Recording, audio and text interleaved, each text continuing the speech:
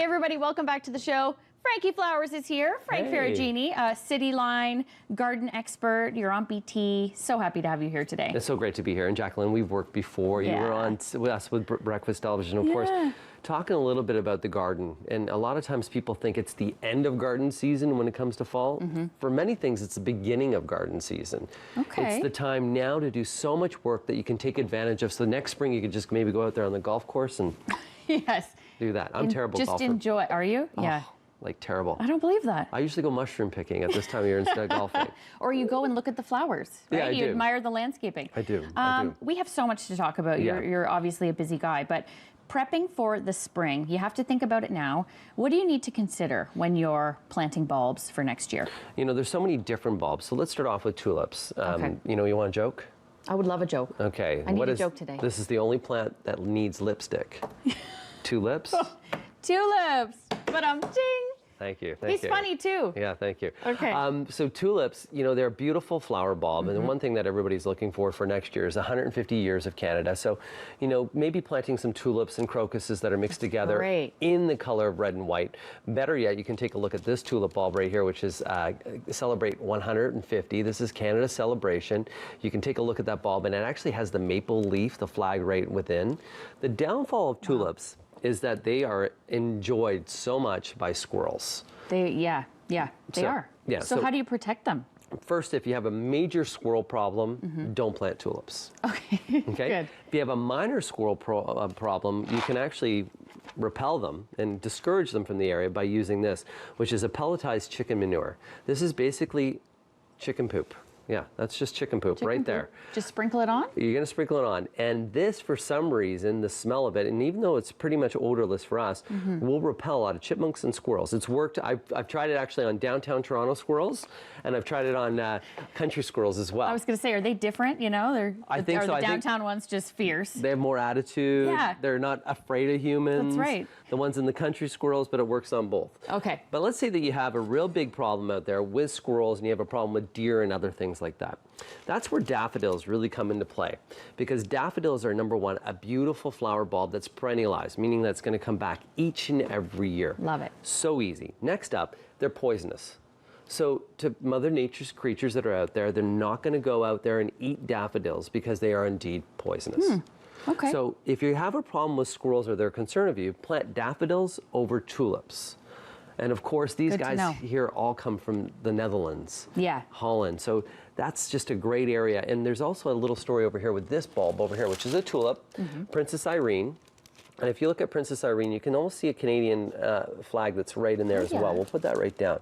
So you almost see that. So the reason why Princess Irene actually has that, it was bred for Canada as a thank you, because Princess Irene was born in Canada during the Second World War. Oh, no kidding. And because of the safety that Canada gave to the Netherlands, that's why this was developed for them. And if you think about Ottawa, in the winter, in the springtime, you know, the tulip celebration in Ottawa, the tulip festival, huge.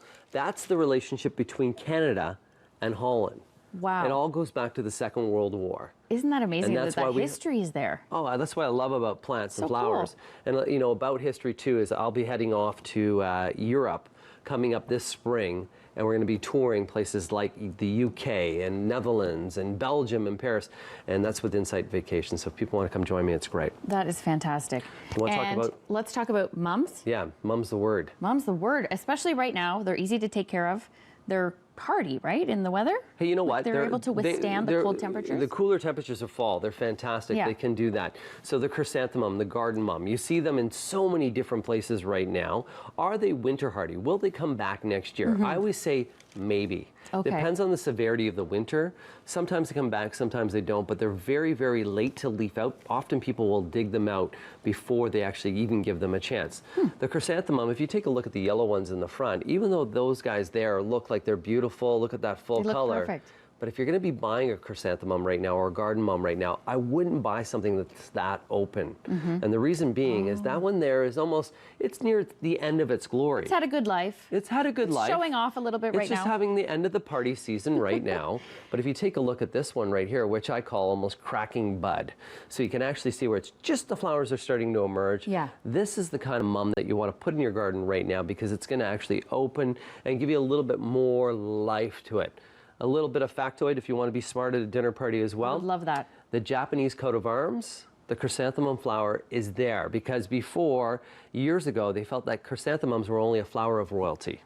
Okay. And Perithians, which is also another part of a chrysanthemum, the reason why they rarely get any insects or disease is that they usually repel a lot of insects. Oh, so they're a really cool plant. So it's like they have their coat of armor on anyway. Dun, dun, you know? Ready for anything. Really kind of cool. So pansies over there, even though pansies are, you know, that's viola, that's one, that variety there is called panola.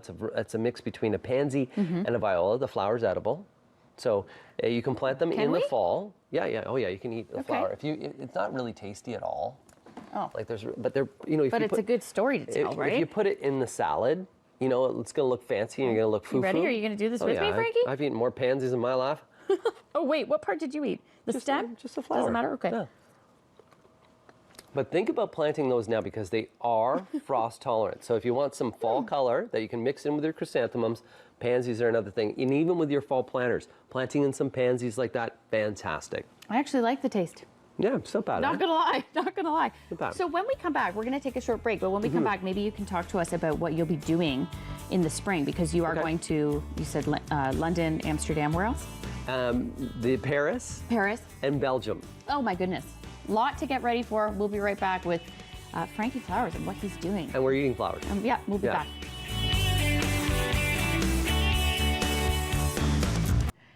Hey everybody, welcome back to the show. Frankie Flowers is here. We kept Frank on for another couple of minutes because we want to talk about what he's got in store for the spring. Yeah. Just like gardening and you know, the flower business, you're always looking ahead. You're going to be going on a tour with Insight Vacations. And people can join us. Europe. Yeah, to Europe. And people can join us with that tour.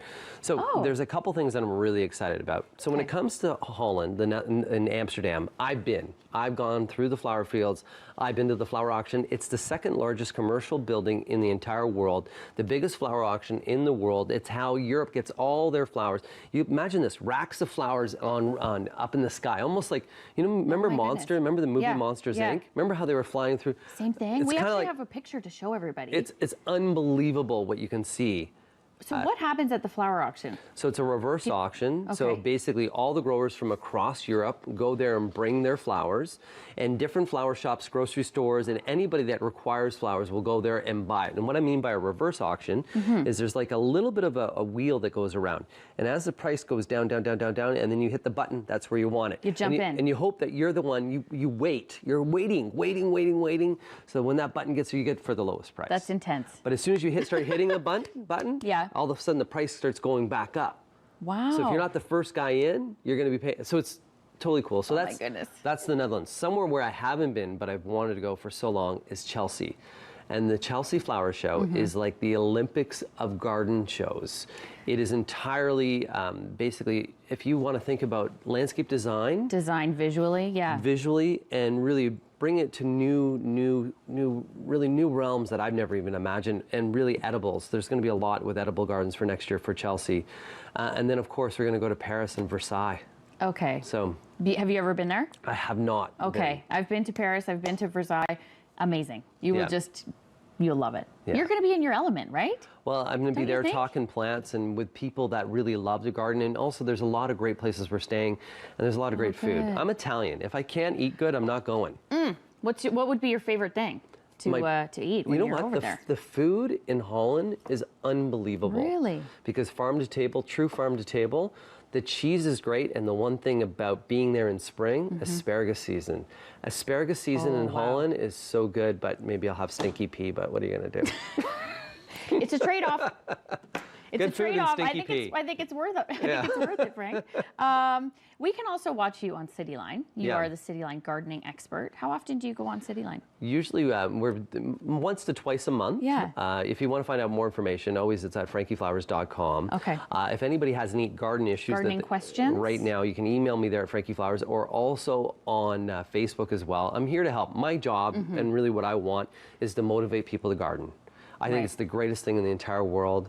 And there's nothing, I always say, gardening is better than therapy, and you get tomatoes. Oh, see? Deep, that sounds really good. That sounds really good. That will solve all your problems.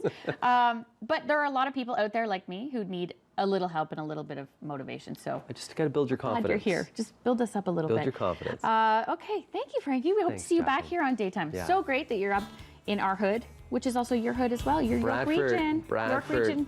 On the edge of York region. Thanks, guys. We'll be right back with more on Daytime. We'll be right back.